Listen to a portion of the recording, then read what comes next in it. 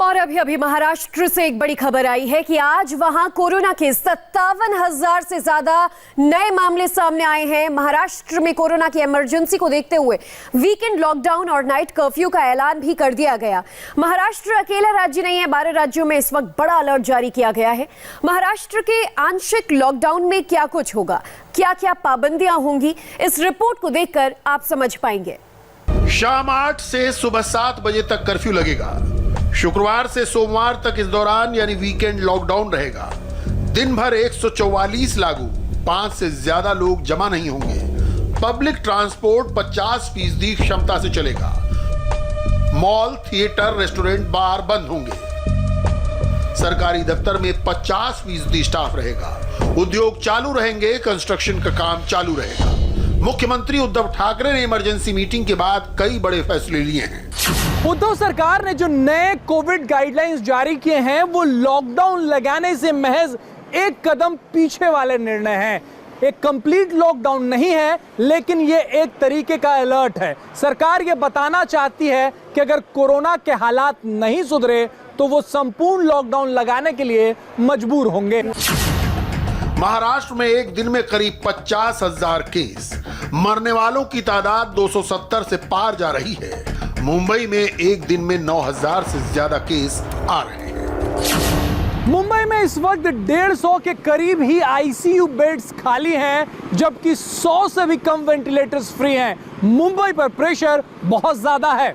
ये उस शहर की हालत है जिसकी आबादी 2 करोड़ से ज्यादा है और हर रोज कोरोना के 9,000 से ज्यादा केस सामने आ रहे हैं। 4 मार्च को मुंबई में 10,000 से ज्यादा एक्टिव मरीज थे।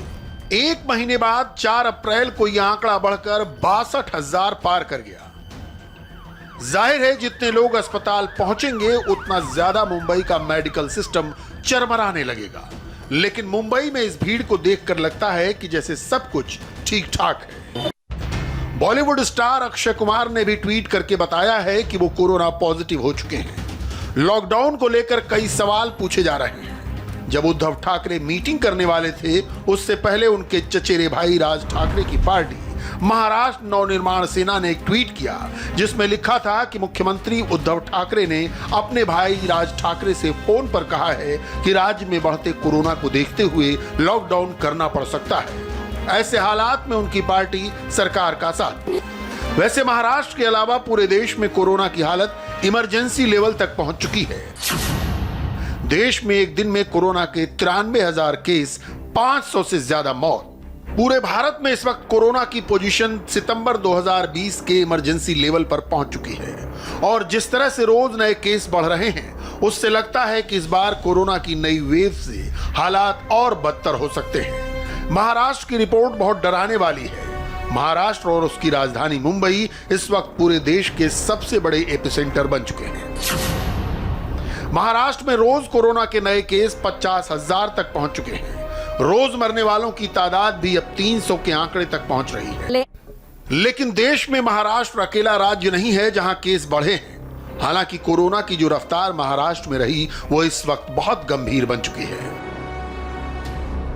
महाराष्ट्र में शुरू से सख्ती की बहुत ज्यादा जरूरत थी, इसे सरकार भी जानती थी और विपक्ष भी। सवाल है कि क्या सिर्फ पब्लिक ही थी जो इस बात को नहीं समझ रही थी? मुख्यमंत्री उद्धव ठाकरे ने देवेंद्र फडणवीस से भी फोन पर बात की है और बताया कि हालात बहुत गंभीर हैं, कड़े प्रतिबंध लगाने होंगे। देवेंद्र फडणवीस ने मुख्यमंत्री उद्धव ठाकरे से साफ कहा है कि भारतीय जनता पार्टी हर मदद के लिए तैयार है। फडणवीस ने कहा है कि राजनीति से ज्यादा लोगों का हित जरूरी है। मुंबई से चलते हैं दिल्ली की तरफ। ये दिल्ली के सरोजनी नगर की तस्वीरें हैं और दूसरी तरफ दिल्ली के जनपथ मार्केट की तस्वीरें हैं। दोनों जगह भीड़ देखकर अंदाजा लगाया जा सकता है कि देश की राजधानी भी कोरोना से कितनी बेफिक्र है। अब चलते हैं गाजीपुर की सब्जी मंडी। यहां की रिपोर्ट भी देखकर पता चलेगा कि दिल्ली भी मुंबई की तरह बढ़ते कोरोना से बेखौफ हो गई है।